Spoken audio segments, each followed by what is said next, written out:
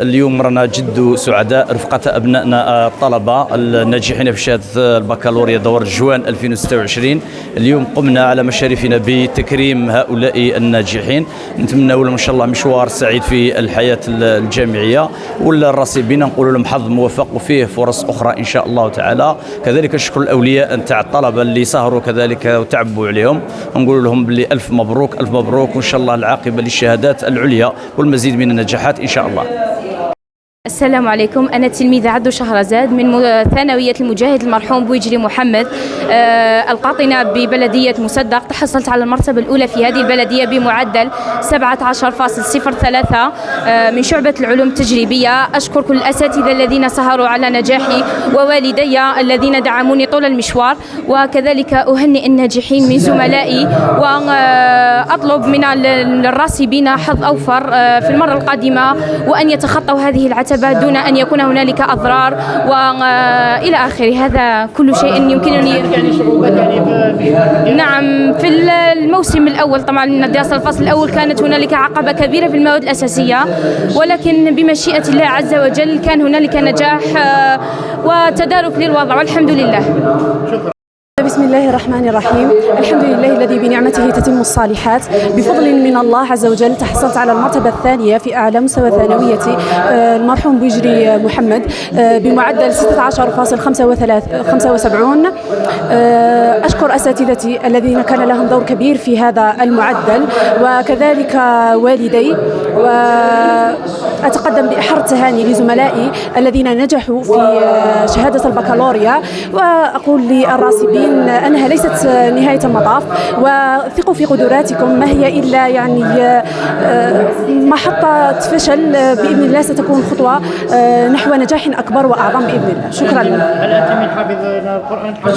أنا في ذلك المشوار وأسعى جاهدة لأكون من حفظة كتاب الله بإذن الله. 15 حزب بإذن الله. كلمة من هذا المنبر، كانت يعني صعوبات في الدراسة؟ طبعا كان هناك العديد من الصعوبات خلال هذه السنة، لكن الحمد لله توجت بهذا النجاح. الرحمن الرحيم، والصلاة والسلام على رسول الله. فهذا النجاح كان بفضل الله سبحانه وتعالى، ثم بفضل والدي الذين وقفوا بجانبي كل هذه المدة الدراسية، ولا ننسى فضل الأساتذة الذين دعموني كل هذه المدة. كيفاش يعني لقيت يعني صعوبات في الدراسة؟ لم ألقى أي صعوبات، فقط كنت أبذل قصارى جهدي في المتوسطة، ولا ننسى التمارين التي قمت بهم في المنزل. ورحمة الله تعالى وبركاته. معكم التلميذة بوشاقر إيمان، متحصلة على المرتبة الأولى في شهادة التعليم متوسط بمتوسطة متيجي عيسى، معدل 17.74، وأنا من حفظة القرآن. تقريبا لدي 20 حزب. أتمنى النجاح والتوفيق لكل من زملائي، وحظ موفق للراسبين. شكرا، وأقدر مجهودات والدي. شكرا ورحمة الله تعالى وبركاته. معكم التلميذة أبو طالب مروة، المتحصلة على المرتبة الثانية على مستوى متوسطة شهيد متيجي عيسى بمعدل 17.39. أشكر الله أولا وبعدها والدي، وأشكر الأساتذة الأفاضل والكرام الذين قدموا لي دعما كبيرا منهم، وكذلك الوالدين، وعلى رأسهم أستاذ الرياضيات بالهاشمي مختار، أستاذ الرياضيات المفضل. أقول له شكرا. الحمد لله الذي بنعمته تتم الصالحات وتتنزل البركات. أشكر كل الطاقم التربوي الذي ساهم في هذا الحفل الكبير، وأشكر كل الأساتذة الذي وقفوا معنا في هذا العام. كان عام جد متعب وجد ممتع. الحمد لله على كل حال، وشكرا جميعا. الرحيم، والصلاة والسلام على أشرف المرسلين.